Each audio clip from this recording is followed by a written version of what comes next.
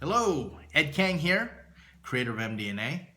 You scored IAF, which stands for Intuitive Alignment and Fulfillment. I'm going to overview what this gift is all about. Before I do, just want to remind you that MDNA is all about your intrinsic motivational spectrum. This is the reason you get two gifts, because they make a spectrum. So it's important for you to look at both gifts so you get a full picture of who you are, what you're all about, what you're intrinsically motivated to do as far as purpose, passions, and potential, and so forth. In another video, I'll be talking about how you can be left brain or right brain IAF. But in the meantime, I got my cheat sheet here. Let's talk about what the IAF is all about. IAF, as I said, stands for Intuitive Alignment and Fulfillment. Basically means what it says. You're intuitive, you're all about things aligning, which is great, and it's about fulfillment. Personal fulfillment, other people being fulfilled, and fulfillment of a vision. And we'll get more into that. When it comes to your purpose, it's all about engaging and being experientially driven. For you, engagement and the experience are extremely important. You're really great at seeing what the experience is and how you can use it to engage others. It's all about creative excellence for you. IAFs tend to be very creative. They typically always have some type of creative outlet, whether it's their job or not. And it's all about excellence for you. You have this picture of excellence. You have this intuitive sense of what is needed for fulfillment of a vision. It's just in your gut. You know. It's just in you. You like to execute by design versus default. So it's important that things are just really designed. And instead of just willy-nilly, just let's get it done. You're sensitive to the emotional atmosphere. I'm sure you can attest. Now, I am so far from being an IAF, but the IAF people in my life tell me that they can just walk in a room and pick up the emotional atmosphere, this vibe. So I'm sure you know what I'm talking about. And you're wired for intimacy. And this doesn't mean sexual intimacy by any means, or it could if that's your thing.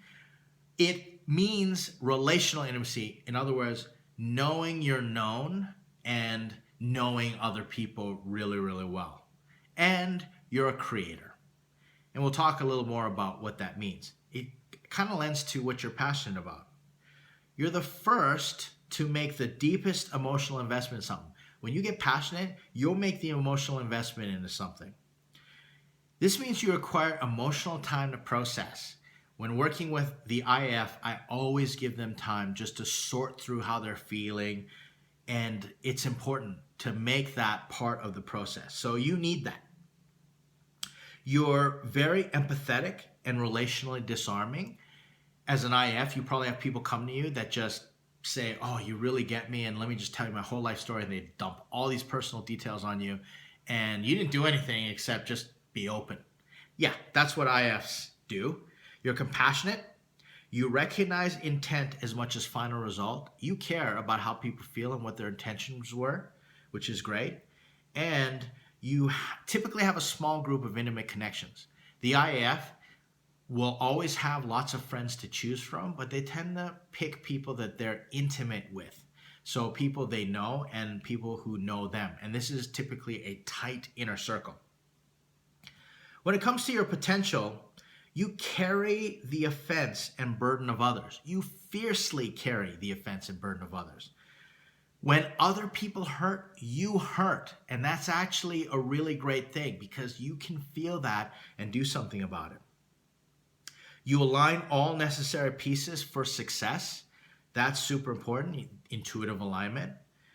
And you sense and account for every detail in a process or initiative.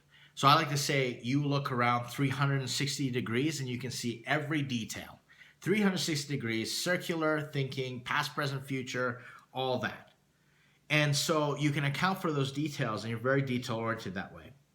You gravitate to those emotionally wounded and in distress, since you can pick up when people are having that emotional burden, you gravitate and you really can be very compassionate and you have empathy. And people just feel great.